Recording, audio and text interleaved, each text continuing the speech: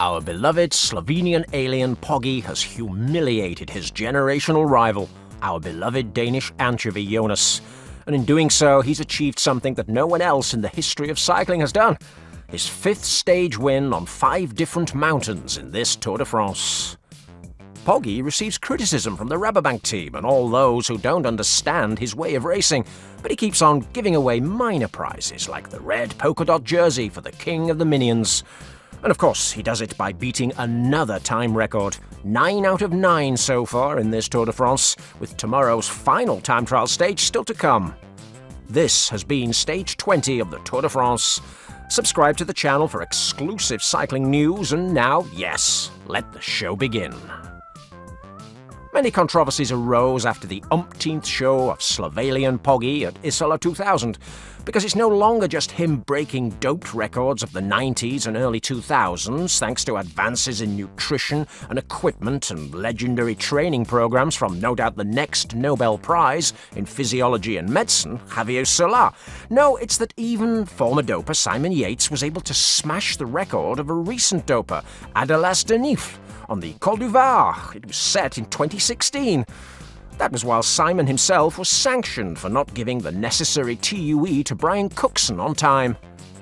We've seen this trend for the past couple of seasons, and it's only increasing.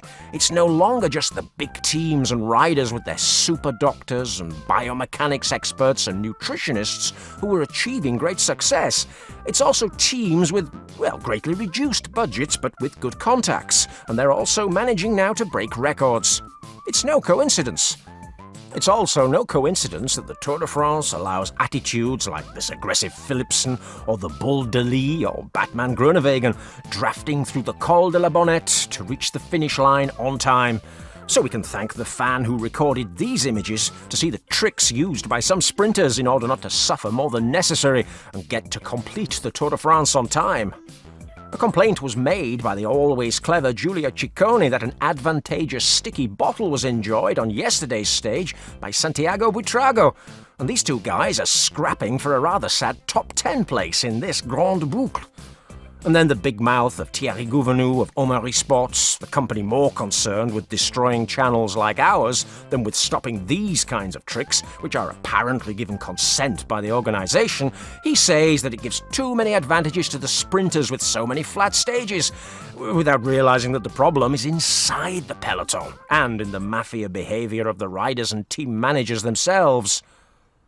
A very clear example was seen in yesterday's cycling broadcasts, when there were complaints about Urs Zigart's boyfriend eating yet another piece of the cake with his 4th victory on 4 different mountains. On the one hand, there was the heavy dude Tadej van Garderen, who has been all season, absolutely all season, complaining that Pogi is an egomaniac who doesn't give out any prizes, when his team, full of doped-up hipsters at management level and riders caught with growth hormones at airports, well, they've been one of the biggest recipients of Sonia Duval's charity, with 1 win given away at the Giro d'Italia, and then another at the Tour de France, and then the Mountains jersey for King of the Minions. Many claim that this behaviour of TJ was simply out of friendship with the Gregario of Gregarios, Matteo Jorgensen, and that was the only reason why Locos Lance took a shit on Pogi, warning him of the danger of not giving away stages to others, something he didn't do between 1999 and 2001, and something that he thought later brought him a bill that he had to pay in full. This is a comment from Armstrong, yet again. That is another lie. But it's not surprising, coming from the lover of famous blondes, since in 2004 he pissed on the competition, winning 5 of the last 7 stages of that edition, including his legendary sprint at Le Grand Bonan, humiliating his future Gregario clone. Don't lie, Lance. You were a bully. Your whole career, not just 3 years. We've seen it. We know. Now, the problem with these kinds of comments is that they spread. They spread to other countries. They've spread to even Spain, where Jose Joaquin Rojas, Michele Ferrari's former client, who for more than a decade was Piti Valverde's right-hand man, he said exactly the same thing, that Pogi was making enemies in the peloton. Possibly, but the alien is only doing his job. They don't think it's bad that he's winning by breaking doping records at 26 kilometers per hour on all category climbs after 60 kilometers of climbing at an altitude of more than 2,000 meters in the final week of the Tour. No, they don't think it's bad that his friends or acquaintances are doing their job. But they do think it's bad that his friends or acquaintances aren't winning a small piece of the pie when it's their turn. That's another of the Mafia attitudes that we don't like on this channel, and something for which we will never criticize Pogi. He can be boring, depending on who's watching. He can be, well, not very credible for the vast majority of cycling fans, but what Pogi is not is a sellout. At least for the moment. Now, the yellow jersey did promise a truce of sorts today, not because he wants to be extremely generous with the peloton, because even Lance himself used to give away stages now and again, but rather because he wants to win the final time trial in Nice to definitively humiliate Jonas Vingegaard, our beloved Danish anchovy, on the terrain where he pulverized the Slovenian just a year earlier at Combloux, with healthy drugs, of course, ones that he would be happy to give to his daughter, like tapentadol, perhaps. In fact, although in 2023 the married fish won the Tour de France by more than 7 minutes, and in this edition the mystical lover of bread and lager is only leading by 5, the sensations of superiority this year are far, far greater than last year. The numerical displays prove it, and we can only add that you should stay tuned to this channel, because we are going to do our best to tell you the truth about cycling today. The stage in question around Nice, with the Col de Brousse, the popular Col de Turini from the Monte Carlo Rally, the Col de la Colmienne and the Col de la Couillole in just 132 kilometers with hardly any flat meters, has to be made for Pogi. It has to be one of his favorite routes. After all, that's where he goes training with his friend, the Formula One driver, as you know from Ferrari, Carlos Sainz, who, as you can see in these archive images, is an extremely healthy guy with the same unquenchable thirst for lager as Pogi himself. The stage began with much more intensity than we expected. On the Col de la Brousse, the Pogi let the nobodies escape, the people who had no interest in the GC, like Van Rijssel-Amerai, the fallen Kelderman, or the always insulted Enric Mas.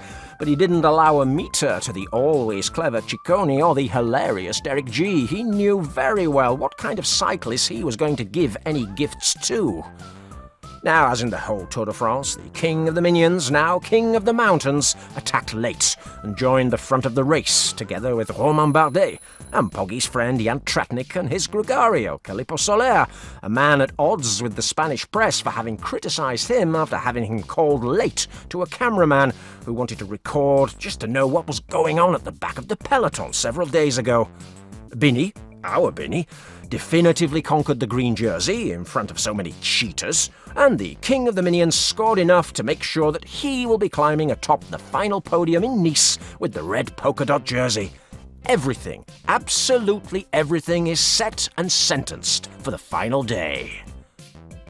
However, it was Focus in Evenepoel's team, Quickstep, who, for the first time, got to work with Belgian Van Wilder, cutting time on the escapees.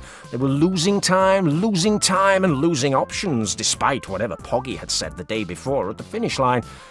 Going into the final ascent of the Col de Couillole, the gap was only 2.5 minutes, and there was an absolutely beautiful fight between the Ecuadorian king of the minions and a much improved and always insulted Enric Mas, whose role as a cyclist now should surely be to fight for high mountain stages and leave the general classification on the sidelines. There was little broken teeth Geert and the Belgian Pizza Hut boy's best friend, Mikel Landa. They went to work on the sparse bunch, bursting Carlos Rodriguez and Sky, while the white jersey was getting ready to make a definitive attack. Ahead, Carapaz was trying to leave behind Mas, who was sticking like a limpet to his red-dotted jersey. Focusing attacked, but he couldn't leave behind a powerful anchovy or Slovenian alien, and he looked like he would not want to fight for the stage victory after all. But then, faced with a second attack from the Belgian with the TUE with 5 kilometers to go, the Danish anchovy not only chased down number 71, but hit back with a brilliant attacking maneuver, leaving the young man with the ADHD pills smelling like old anchovy pizza. However, Pogi would not let go of the fish. The hook was in too deep. A Martian fishing rod that only happened to give a turn once to bib number 1 on this tour. They quickly caught up with the 2 escapees, and while the anchovy worked for at least the honour of a stage win, Pogi was slowing down and stayed behind, despite the clear physical, athletic and chemical superiority afforded by the yellow jersey. We would have supported him if he had wanted to attack, but to have left all the work to your top generational rival, only to humiliate him in the final 200 metres with an absurd attack for an even more absurd 5th stage win, it shows the true character of this real monster. The guy who smiles at you whenever there's a camera around, but then turns into a child-eating freak when the race is on. The guy who says he's going to give away the stage, but then in reality crushes his rivals as if he were a carbon monoxide inhalation machine. We assumed that this victory was dedicated to Javier Solà, so our beloved Danish anchovy simply couldn't understand why his nemesis acted like this, and he reproached him when they crossed the finish line. Every day, I see more and more people getting more and more angry, but I can't help but feel strange because, as I said before, I understand. Pogi is not a sellout. And tomorrow, no doubt, he will be looking for another stage win number 6, to match his haul from the Giro. And something that you can do while you're waiting for that is stop by the video on the screen. That one. Yes, you'll love it.